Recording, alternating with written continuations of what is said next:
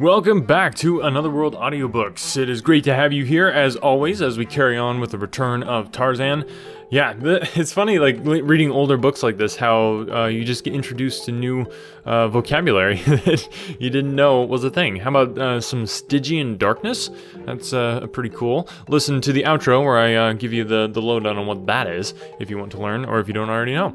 And yeah, I want to say a huge thank you, as always, to our patrons. Thank you to Renee, Mike, Corky, and Etiosa. Thank you guys so much for being patrons of the podcast. If you'd like to join them, join the loyal citizens of Another World Audiobooks, you can go to anotherworldaudiobooks.com, click on support the podcast, and there's a bunch of awesome perks and all that sort of thing. Also, check out the audiobooks, the full versions of the audiobooks that you can buy. All of those proceeds from purchasing audiobooks from us goes to help support the show and just keep us on the air as we continue to bring you, hopefully, awesome content for your listening pleasure.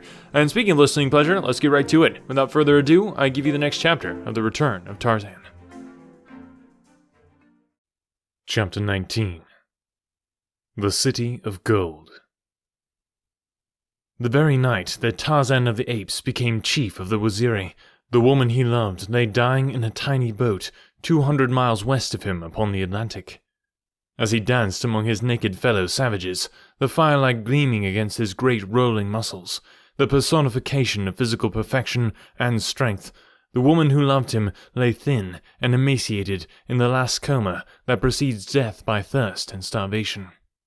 The week following the induction of Tarzan into the kingship of the Waziri was occupied in escorting the Maniuma of the Arab raiders to the northern boundary of Waziri in accordance with the promise which Tarzan had made them.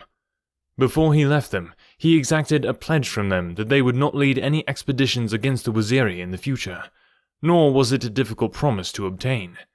They had had sufficient experience in the fighting tactics of the new Waziri chief not to have the slightest desire to accompany another predatory force within the boundaries of his domain.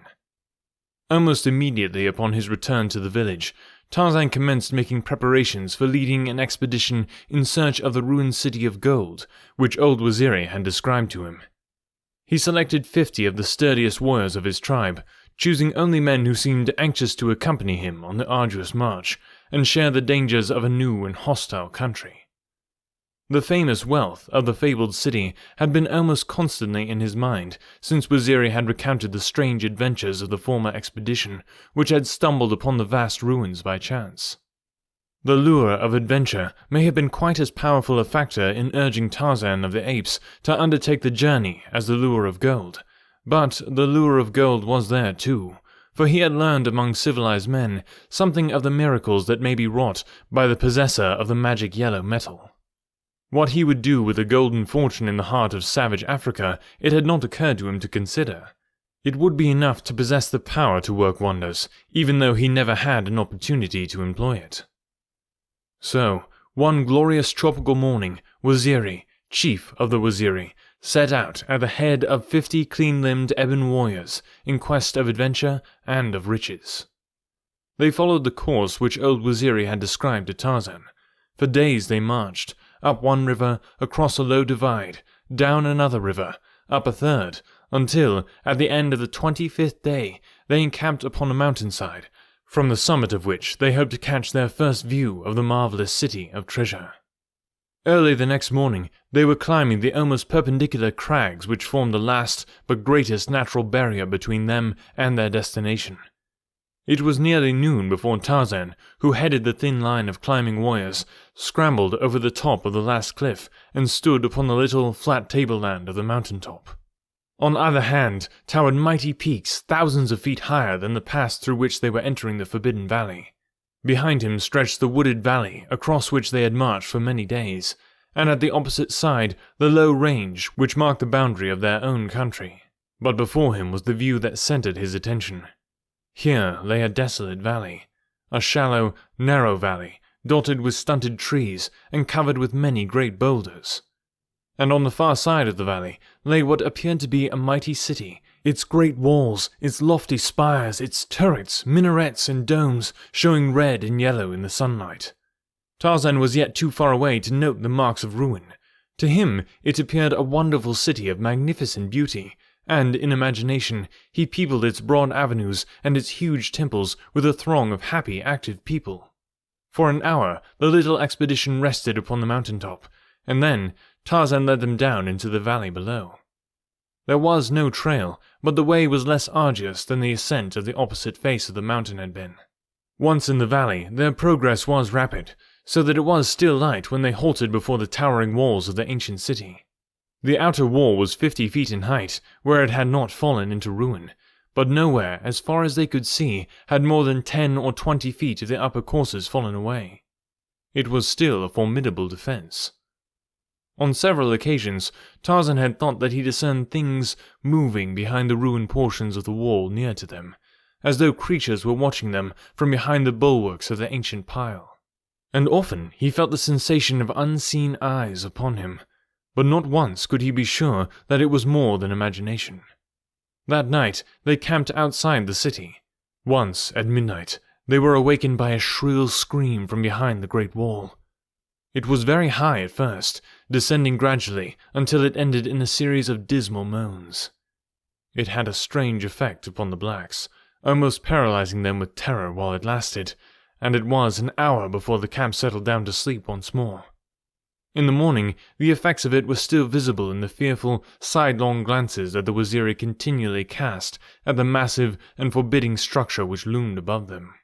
It required considerable encouragement and urging on Tarzan's part to prevent the blacks from abandoning the venture on the spot and hastening back across the valley toward the cliffs they had scaled the day before. But at length, by dint of commands and threats that he would enter the city alone, they agreed to accompany him. For 15 minutes they marched along the face of the wall before they discovered a means of ingress. Then they came to a narrow cleft about 20 inches wide. Within, a flight of concrete steps, worn hollow by centuries of use, rose before them, to disappear at a sharp turning of the passage a few yards ahead. In this narrow alley, Tarzan made his way, turning his giant shoulders sideways that they might enter at all. Behind him trailed his black warriors. At the turn in the cleft, the stairs ended, and the path was level. But it wound and twisted in a serpentine fashion, until suddenly, at a sharp angle, it debouched upon a narrow court, across which loomed an inner wall equally as high as the outer. This inner wall was set with little round towers, alternating along its entire summit with pointed monoliths. In places these had fallen, and the wall was ruined, but it was in a much better state of preservation than the outer wall. Another narrow passage led through this wall, and at its end Tarzan and his warriors found themselves in a broad avenue, on the opposite side of which crumbling edifices of hewn granite loomed dark and forbidding. Upon the crumbling debris along the face of the building, trees had grown, and vines wound in and out of the hollow, staring windows. But the building directly opposite them seemed less overgrown than the others, and in a much better state of preservation. It was a massive pile surmounted by an enormous dome. At either side of its great entrance stood rows of tall pillars, each capped by a huge, grotesque bird carved from the solid rock of the monoliths. As the ape-man and his companions stood gazing in varying degrees of wonderment at this ancient city in the midst of savage Africa, several of them became aware of movement within the structure at which they were looking. Dim, shadowy shapes appeared to be moving about in the semi-darkness of the interior. There was nothing tangible that the eye could grasp, only an uncanny suggestion of life where it seemed that there should be no life, for living things seemed out of place in this weird, dead city of the long-dead past. Tarzan recalled something that he had read in the library at Paris of a lost race of white men that native legend described as living in the heart of Africa. He wondered if he were not looking upon the ruins of the civilization that this strange people had wrought amid the savage surroundings of their strange and savage home. Could it be possible that even now a remnant of that lost race inhabited the ruined grandeur that had once been their progenitor? Again, he became conscious of a stealthy movement within the great temple before him. "Come," he said to his Waziri. "Let us have a look at what lies behind those ruined walls." His men were loath to follow him, but when they saw that he was bravely entering the frowning portal, they trailed a few paces behind in a huddled group that seemed the personification of nervous terror. A single shriek, such as they had heard the night before, would have been sufficient to have sent them all racing madly for the narrow cleft that led through the great walls to the outer world. As Tarzan entered the building, he was distinctly aware of many eyes upon him. There was a rustling in the shadows of a nearby corridor, and he could have sworn that he saw a human hand withdrawn from an embrasure that opened above him into the dome-like rotunda in which he found himself. The floor of the chamber was of concrete, the walls of smooth granite, upon which strange figures of men and beasts were carved. In places, tablets of yellow metal had been set in the solid masonry of the walls. When he approached closer to one of these tablets, he saw that it was of gold, and bore many hieroglyphics. Beyond this first chamber there were others, and back of them the building branched out into enormous wings. Tarzan passed through several of these chambers, finding many evidences of the fabulous wealth of the original builders. In one room were 7 pillars of solid gold, and in another the floor itself was of the precious metal. And all the while that he explored, his blacks huddled close together at his back, and strange shapes hovered upon either hand and before them and behind, yet never close enough that any might say that they were not alone. The strain, however, was telling upon the nerves of the Waziri. They begged Tarzan to return to the sunlight. They said that no good could come from such an expedition, for the ruins were haunted by the spirits of the dead who had once inhabited them. "They are watching us, O king," whispered Busuli. "They are waiting until they have led us into the innermost recesses of their stronghold, and then they will fall upon us and tear us to pieces with their teeth. That is the way with spirits. My mother's uncle, who is a great witch doctor, has told me all about it many times." Tarzan laughed. "Run back into the sunlight, my children," he said. "I will join you when I have searched this old ruin from top to bottom, and found the gold, or found that there is none. At least we may take the tablets from the walls, though the pillars are too heavy for us to handle. But there should be great storerooms filled with gold, gold that we can carry away upon our backs with ease. Run on now, out into the fresh air where you may breathe easier." Some of the warriors started to obey their chief with alacrity, but Busuli and several others hesitated to leave him.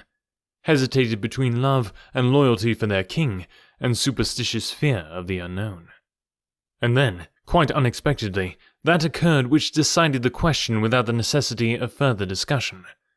Out of the silence of the ruined temple there rang, close to their ears, the same hideous shriek they had heard the previous night. And with horrified cries, the black warriors turned and fled through the empty halls of the age-old edifice. Behind them stood Tarzan of the Apes, where they had left him, a grim smile upon his lips, waiting for the enemy he fully expected was about to pounce upon him. But again, silence reigned, except for the faint suggestion of the sound of naked feet moving stealthily in nearby places. Then Tarzan wheeled and passed on into the depths of the temple. From room to room he went, until he came to one at which a rude, barred door still stood, and as he put his shoulder against it to push it in, again the shriek of warning rang out almost beside him. It was evident that he was being warned to refrain from desecrating this particular room. Or could it be that within lay the secret to the treasure stores? At any rate, the very fact that the strange, invisible guardians of this weird place had some reason for wishing him not to enter this particular chamber was sufficient to treble Tarzan's desire to do so, and though the shrieking was repeated continuously, he kept his shoulder to the door until it gave before his giant strength to swing open upon creaking wooden hinges. Within, all was black as the tomb. There was no window to let in the faintest ray of light, and as the corridor upon which it opened was itself in semi-darkness, even the open door shed no relieving rays within. Feeling before him upon the floor with the butt of his spear, Tarzan entered the Stygian gloom. Suddenly, the door behind him closed, and at the same time, hands clutched him from every direction out of the darkness. The ape-man fought with all the savage fury of self-preservation, backed by the Herculean strength that was his. But though he felt his blows land and his teeth sink into soft flesh, there seemed always 2 new hands to take the place of those that he fought off. At last they dragged him down, and slowly, very slowly, they overcame him by the mere weight of their numbers. And then they bound him, his hands behind his back and his feet trussed up to meet them. He had heard no sound except the heavy breathing of his antagonists and the noise of the battle. He knew not what manner of creatures had captured him, but that they were humans seemed evident from the fact that they had bound him. Presently they lifted him from the floor, and half dragging, half pushing him, they brought him out of the black chamber through another doorway into an inner courtyard of the temple. Here he saw his captors. There must have been 100 of them, short, stocky men, with great beards that covered their faces and fell upon their hairy breasts. The thick, matted hair upon their heads grew low over their receding brows, and hung about their shoulders and their backs. Their crooked legs were short and heavy, their arms long and muscular. About their loins they wore the skins of leopards and lions, and great necklaces of claws of these same animals depended upon their breasts. Massive circlets of virgin gold adorned their arms and legs. For weapons they carried heavy, knotted bludgeons, and in the belts that confined their single garments each had a long, wicked-looking knife. But the feature of them that made the most startling impression upon their prisoner was their white skins. Neither in colour nor feature was there a trace of the negroid about them. Yet, with their receding foreheads, wicked little close-set eyes, and yellow fangs, they were far from prepossessing in appearance. During the fight within the dark chamber, while they had been dragging Tarzan to the inner court, no word had been spoken, but now several of them exchanged grunting, monosyllabic conversation in a language unfamiliar to the ape-man, and presently they left him lying upon the concrete floor, while they trooped off on their short legs into another part of the temple beyond the court. As Tarzan lay there upon his back, he saw that the temple entirely surrounded the little enclosure, and that on all sides its lofty walls rose high above him. At the top, a little patch of blue sky was visible, and in one direction, through the embrasure, he could see foliage, but whether it was beyond or within the temple, he did not know. About the court, from the ground to the top of the temple, were series of open galleries, and now and then the captive caught glimpses of bright eyes gleaming from beneath masses of tumbling hair, peering down upon him from above. The ape-man gently tested the strength of the bonds that held him, and while he could not be sure, it seemed that they were of insufficient strength to withstand the strain of his mighty muscles when the time came to make a break for freedom. But he did not dare to put them to the crucial test until darkness had fallen, or he felt no spying eyes were upon him. He had lain within the court for several hours before the first rays of sunlight penetrated the vertical shaft. Almost simultaneously, he heard the pattering of bare feet in the corridors about him, and a moment later saw the galleries above fill with crafty faces as a score or more entered the courtyard. For a moment, every eye was bent upon the noonday sun, and then, in unison, the people in the galleries and those in the court below took up the refrain of a low, weird chant. Presently, those about Tarzan began to dance to the cadence of their solemn song. They circled him slowly, resembling in their manner of dancing a number of clumsy, shuffling bears. But as yet they did not look at him, keeping their little eyes fixed upon the sun. For 10 minutes or more they kept up their monotonous chant and steps, and then suddenly, and in perfect unison, they turned toward their victim with upraised bludgeons and emitting fearful howls. The while they contorted their features into the most diabolical expressions, they rushed upon him.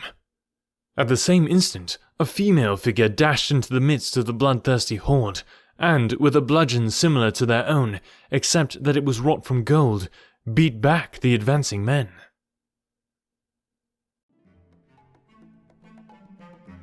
So I found this fascinating. Stygian comes to us by way of Latin Stygius and Greek Stygios from Styx, the name of the principal river in Hades, the underworld of the dead in Greek mythology.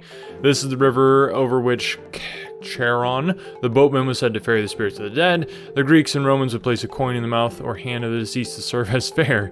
It is also the river by which the gods swore their most binding oaths according to the epics of Homer. English speakers have been using Stygian to mean of or relating to the river Styx since the early 16th century. From there, the meaning broadened to describe things that were dark, dreary, or menacing, as one might imagine Hades or the river Styx to be. So there you have it. That's what Stygian darkness is all about. Kind of crazy. Kind of gets the point across, though. Not a very nice place to be. Will Tarzan make it out? I don't know. You'll have to tune in next week for Chapter 20 of The Return of Tarzan. In the meantime, be sure to tell some other people about Another World Audiobooks. I so appreciate it. I would love to see just some social media posts on social media. All the links are down below if you want to tag me. If I don't see it, send me an email. Sometimes, just stuff doesn't pop up or whatever. So let me know, though. I would love to hear from you guys. Get in touch with me and just share your thoughts on the books, and I will definitely give you a shout out here on the show. Thanks, guys, for listening, and we'll talk to you next week. This is Carl. Hi. Carl needs a website for his business. I sell the world's finest flavored toothpicks. But sadly for Carl, he doesn't know all the techie, complicated website stuff. So he's just out of luck, and his business is doomed to fail in this digital age of... Actually, I got my website set up super fast and easy with Invicta.services.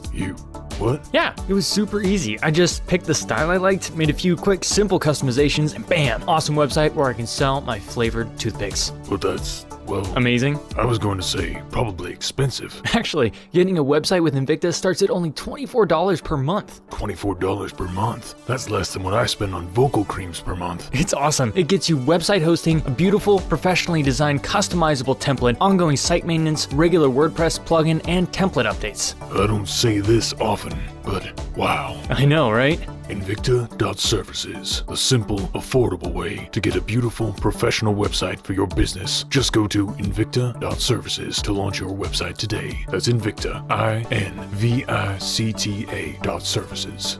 Invicta.services, a professional website, headache-free. And just for Another World Audiobooks listeners, go to Invicta.services and then enter the code Another World to get your first month free. That's right, go to Invicta.services and enter Another World as your coupon code to get an entire month free and get started with your professional website at Invicta.services.